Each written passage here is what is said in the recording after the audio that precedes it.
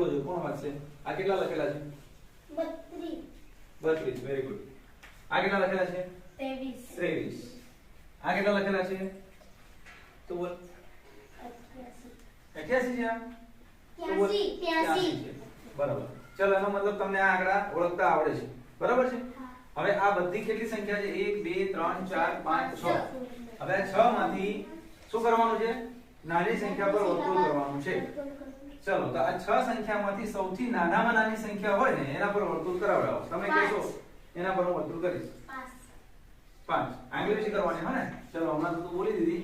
Okay 5 સૌથી નાની છે. ચલો હવે આ બીજી આઈટમ. બરાબર? હા હવે આમાં પણ કેટલી સંખ્યા છે? 1 2 3 4 5 6. આ 6 માંથી સૌથી નાની સંખ્યા પર વર્તુળ કરવાનું છે. આંગળી વિશે કરો. ચલો 2. બોલો આંગળી વિશે કરો. તો બોલ બેટા 2. સરસ. ચાલો એટલે તમને નાની સંખ્યા ઓળખતા આવડી ગઈ છે ને આંકડા ઓળખતા બી આવડી ગયા છે. બરાબર? હવે આપણે અહીંયા જુઓ હું અહીં લખું છું કે શું લખ્યું મેં? 7 બકરીના કાન કેટલા? એક બકરીના કેટલા? 7 બકરીના કેટલા થાય? 8.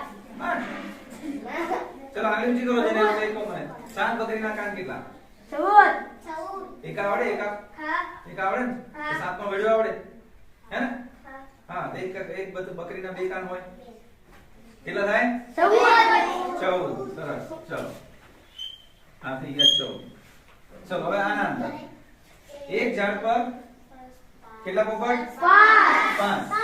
અને ચકલી કેટલી? 7. તો બંનેનો કુલ કેટલા પક્ષીઓ થયા? બંનેનો શું કરવાનો?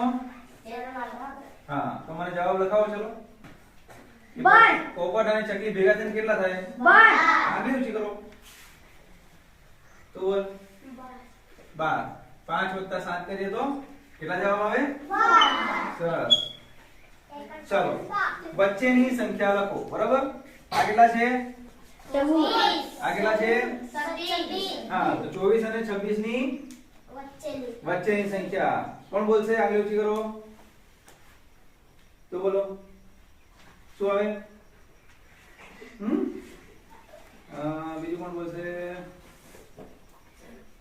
ચલો છોકરો કઈ ગયો નાનો હતો એક. હા તું